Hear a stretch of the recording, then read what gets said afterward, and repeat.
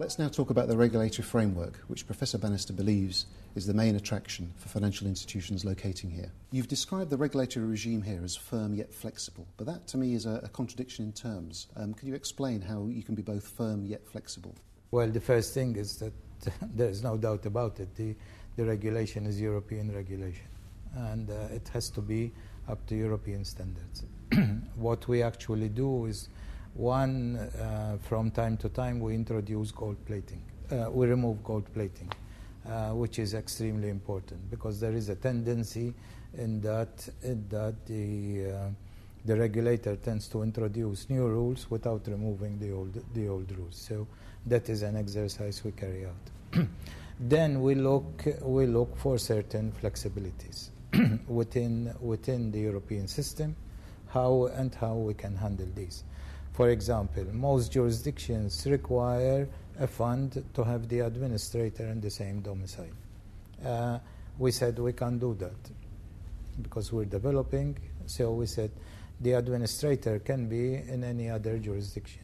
However, there is the proviso that the administrator is in a European jurisdiction where we can get, and he's licensed, where we can get the information from the other regulator. So this they see as a flexibility. If you take the insurance sector, as I said, companies come here to establish a captive. They require the managers. I mean, I didn't mention the managers before, but major well-known names, Willis, Aon, Marsh, they're all present on the island. And once they see that they can have this extended captive and still be managed, that is, more business without much greater cost. So there is that flexibility in the regulation that you can be managed also as a life insurance companies. What recent regulatory developments would you say have made Malta more attractive or less attractive in the last year or so? Yes, I think we there is a bit of a history now, because what took place when you mentioned 10 years ago, we were growing by addition. Basically, initially it was called Financial Services Center, and then it became Authority. But the way it grew is we took insurance from the Ministry of Finance. Then we took banking from Central Bank. Then we took stock exchange regulation, and then developed also other units. So it turned out that each unit basically was carrying out authorization, was carrying out regulatory development, and was carrying out supervision. The IMF consultant alerted us to this, and he said, as you grow, you need to strengthen more these subdivisions. This was in 2007, I believe. Yes, that's right, yeah. Now, then, this was an IMF consultant who did the internal audit for us. Then, what actually happened, seeing the European response to the crisis, where essentially we said, look, we need to strengthen more supervision.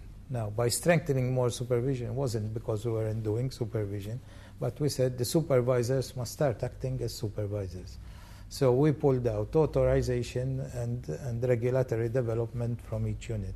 So today we have a separate authorization unit, a separate regulatory development unit, which takes care of these flexibilities, etc. And then we have the 3 supervisory units, so securities and markets, banking and insurance. And they are simply doing supervision. So we won't be found lacking in any form on supervision. I'd just like to move on to taxation. What would you say are the tax benefits for companies located here, not just residents, but also non-resident companies? The imputation system is a general system of taxation. It is an income tax rather than a corporate tax. There is no distinction between resident companies and non-resident companies. Basically, every company pays tax at 35%. Then on declaration of a dividend, the part of the tax paid is imputed in the hands of the shareholder. So essentially they get 6/7 of the 35 tax.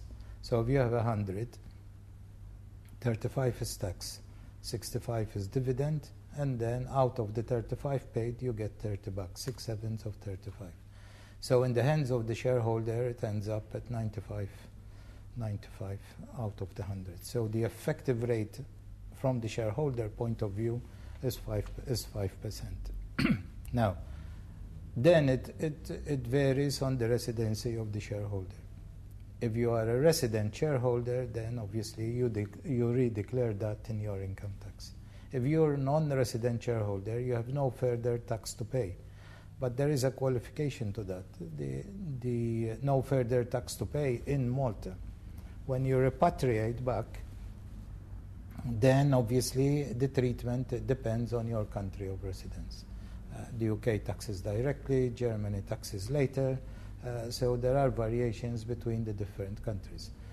It should be emphasized also that under the multilateral agreements within the EU, we're exchanging information. So there's nothing hidden, nothing ring-fenced, so everything is open. All the transparency clauses required under the OECD model are being introduced. Can you tell us a bit more about the structure of the MFSA, how you're organised, who the members are, and how you work with the Ministry of Finance and also the Central Bank? The MFSA is considered an independent authority. And in fact, to grant it more independence, there are layers of structures, although they integrate and talk to each other. Second point, we're also financially independent. So we get no funding from the government, but we do have the registry of companies, the equivalent of Company House in the UK. So we collect all those fees and the fees from license holders. Our regulations have the force of law, but at the same time, any decision we take can be challenged in courts. There is a special financial services tribunal, and we can be challenged. We have a good relationship with Central Bank. The governor, although not ex officio, is nominated to sit on the board, and that's fine, of the MFSA. Then there are various agreements of exchange of information with Central Bank. There is also one tripartite with the Ministry of Finance for crisis situations, etc. Relations with other Europeans is very good. One, we sit on CEPS, CEOPS, and CSER. I attend CSER when there are policy issues.